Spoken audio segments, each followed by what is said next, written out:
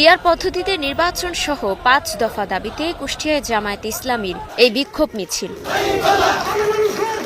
শুক্রবার সকালে শহরের চৌরহাস মোড় থেকে মিছিলটি বেরিয়ে প্রধান সড়ক প্রদক্ষিণ করে। পরে বিজয় উল্লাস চত্বরে সমাবেশ করেন নেতাকর্মীরা।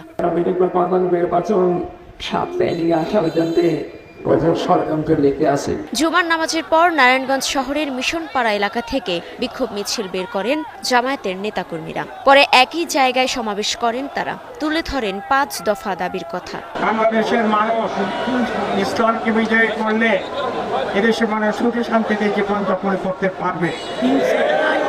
অতীতে দিনগুলোতে ইসলাম না থাকার কারণে, কোরআন না থাকার কারণে, আমার ব্যক্তির সমাজ না থাকার কারণে, জাকাত ভিত্তিক সমাজ ব্যবস্থা না থাকার কারণে দেশের মানুষ নির্যাতিত হয়েছে, নিপীড়িত হয়েছে। একই দাবিতে বিক্ষোভ মিছিল ও সমাবেশ হয়েছে হবিগঞ্জেও। অংশ নেন জেলা জামায়াতের নেতাকর্মীরা।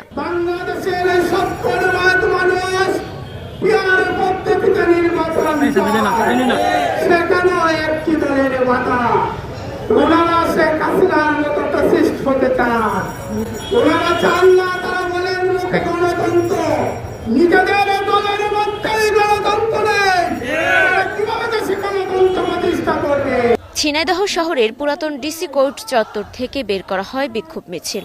পরে ৫ দফা দাবিতে শহরের পায়রা চত্বরে সমাবেশ করেন নেতাকর্মীরা।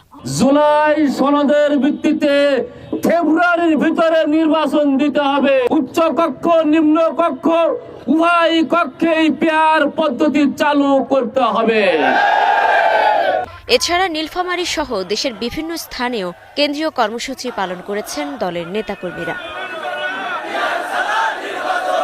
Desk report, star news.